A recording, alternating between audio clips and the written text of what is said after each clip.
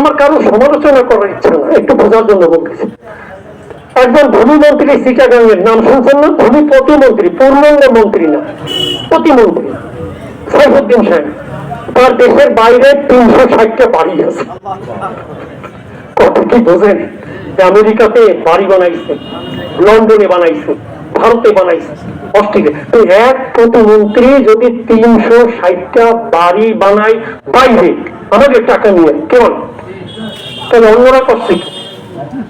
আমাদের মাননীয় প্রধানমন্ত্রী কিছু মাইন্ড করেন, বঙ্গবন্ধু কন্যা শেখ হাসিনা, তিনি আমাদের পাবনা তাপ পারমাণবিক কেন্দ্র থেকে মাত্র 60,000 কোটি 60,000 কোটি এই টাকা তিনি নিয়ে গেছেন। ওখানকে দিয়ে ব্যাংকগুলোকে সব ফাঁকা করছে, ঠিক না? আমরা যদি শুধু এই দুর্নীতি বন্ধ করবো।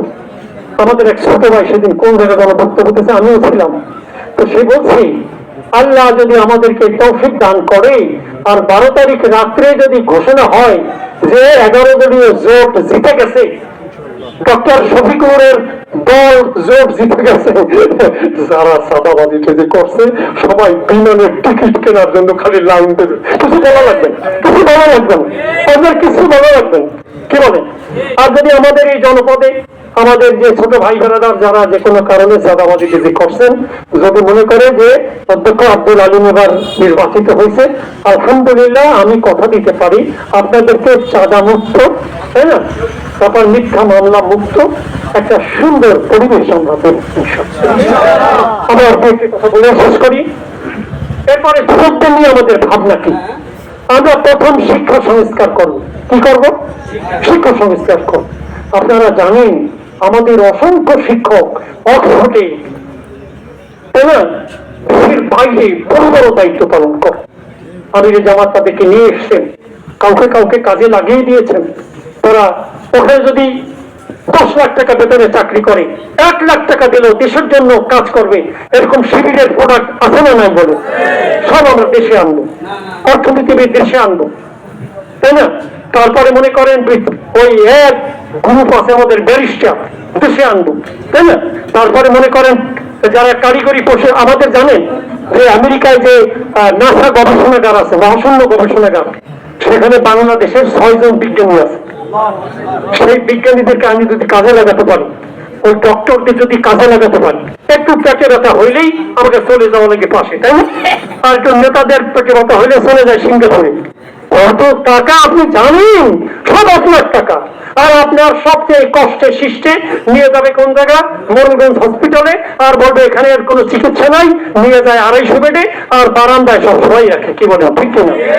আমরা সারা বাংলাদেশে প্রত্যেক জেলায় একটা আধুনিক হসপিটাল করবো, এটা ইনশাআল্লাহ। এটা আমাদের বলছে।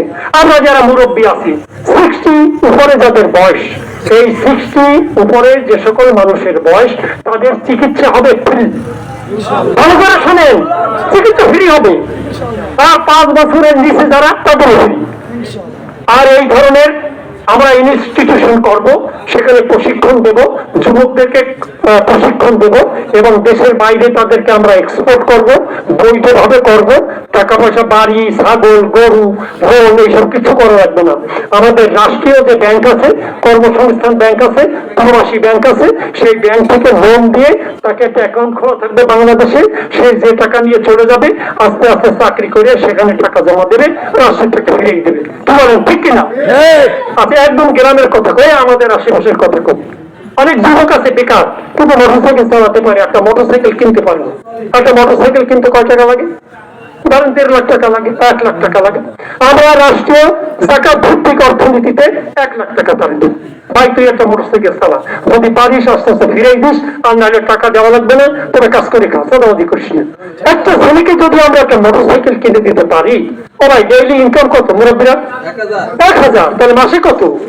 30,000 গ্রামে থাকবে, বাড়ি ভাড়া দেওয়া লাগবে না, তাই না? তারপরে মনে করে জ্বালানি কেনা লাগবে না। আর ওই টাকা দিয়ে বাড়ি যে ভাবি আছে, তাহলে বলবে তুমি একটা মুরগির, হাঁস মুরগির ফার্ম করো, পুকুর থাকলে উপরে মাছা দিয়ে তারপর হাঁস মুরগি করো, নিচে মাছের চাষ করো। কি বলে? 5টা ছাগল পোষো, একটা গরু পোষো, আর আমাদের সমাজে মুরগি থেকে ভালো মুরগি হলে আমাদের ছেলেপেলে সবাই সব নিয়ে যায়। তাদেরকে যদি প্রত্যেকের আমরা কাজ দিতে পারি, বাড়িতে বসে আমাদের ভাবিজানরা ওই মুরগি পুষবে, ওই হাঁস পুষবে, ওই ছাগল পুষবে, ওই গরু পুষবে, এগুলো পুষতে পারবে না? এগুলো কাল কি আইনকাল হবে কি হবে না বলে? রাষ্ট্র সেই সব টাকা দেবে। এইরকম একটা অর্থনীতি আমরা বানাবো ইনশাআল্লাহ। সেই জন্য কথা বাড়ালাম না, এবার আল্লাহ কি বলছে সে কথা বলেই শেষ করি। আল্লাহ বলছে ওয়ালাউ আন্না আহলাল কুরআন আমানু ওয়াত্তাকাউ লাফাতাহনা আলাইহিম বারাকাতিন মিনাস সামাই ওয়াল আরদ। যদি কোন দেশের মানুষ, কোন এলাকার মানুষ, কোন জনপদের মানুষ যদি আল্লাহর উপর ঈমান গ্রহণ করে, আমরা করছি না করি নাই বলেন? আল্লাহর বিশ্বাস করি কি করি না বলেন? তুই মালিক ইয়াউমিদ্দিন বিশ্বাস করি না কি বলেন? তুমি খাওয়ান, তুমি পড়ান, তুমি বাঁচান, তুমি মারেন, বিশ্বাস করি না করি না বলেন? এক নম্বর। দুই নম্বর হচ্ছে যারা তাকওয়ার অনুভূতি লালন করে বিবেকের মধ্যে এবং অন্যায় কাজ থেকে ফিরে থাকে আর আল্লাহর কোরআনের আইন সমাজে কায়েম করে, আল্লাহ বলছেন আসমান এবং জমিনের সকল বরকতের দরজাগুলো আমি ওই মানুষের জন্য খুলে দেবো। বলুন সুবহানাল্লাহ। আমরা কি আল্লাহর বরকত চাই না চাই না? আমরা কি চাই কি চাই না বলেন? আল্লাহ কি বলছেন? নবীজি জিজ্ঞাসা করছেন যে হে রাসূল আসমানের বরকত কি? তিনি বলছেন অনাবৃষ্টি হবে না, অতি বৃষ্টি হবে না, খরা হবে না, শীতল হবে না, সাইক্লোন হবে না, খোদাই কোনো আসমানি কোনো আযাব এবং গজব হবে না, যেহেতু এই মানুষগুলো আল্লাহর দ্বীনকে মানে। কি বলেন ঠিক কিনা? এ কথা কে বলছেন?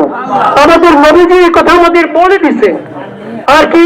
তোমাদের জমিনকে উর্বরা শক্তি দান করা হবে, জমিনকে খনিজ সম্পদে সমৃদ্ধ করে দেওয়া হবে, আর সন্তান সন্ততিদের মধ্যে বিজ্ঞানী বানিয়ে দেওয়া হবে, আর সন্তান সন্ততিদের ভিতরে মুত্তাকিদের ইমাম বানাই দেওয়া হবে। একথা কে বলছেন? আল্লাহ বলছেন। সেই জন্য আমি আবার মাঝে মাঝে বলি যে সৌদি আরব, মধ্যপ্রাচ্য